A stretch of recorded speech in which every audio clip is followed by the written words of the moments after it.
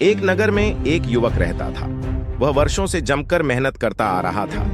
कई वर्ष बीत गए, लेकिन युवक को सफलता नहीं मिली। इसी वजह से काफी निराश रहने लगा था। असफलता की वजह से नकारात्मक विचारों ने उसे अपने गिरफ्त में ले लिया।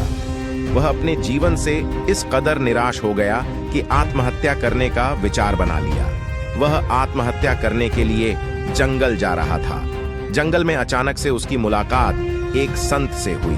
संत ने युवक से पूछा कि तुम इस घनघोर जंगल में क्या कर रहे हो?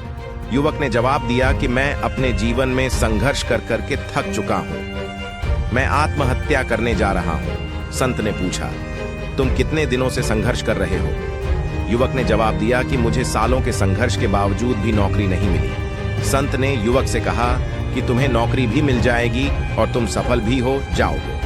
इसके लिए तुम्हें निराश होने की जरूरत नहीं, बल्कि और मेहनत करने की जरूरत है। युवक ने कहा कि मैं किसी योग्य नहीं हूं, मुझसे अब जिंदगी में कुछ भी नहीं हो सकता है। संत ने युवक की निराशा को देखकर उसे एक कहानी सुनाई। कहानी कुछ इस तरह है। एक बार एक बच्चे ने दो पौधों को लगाया, एक बांस और एक नागफनी का पौधा लगाया।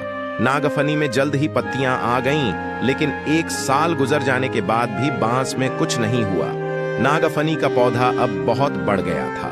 बच्चे को बांस का पौधा देखकर निराशा हुई। तीसरे और चौथे साल भी बांस के पौधे में कुछ नहीं हुआ। अब बच्चा पूरी तरह से निराश हो गया, लेकिन कुछ दिन बाद बांस के पौधे में अंकुर फूटे और देखते ही देखते बांस का पौधा बहुत बड़ा हो गया।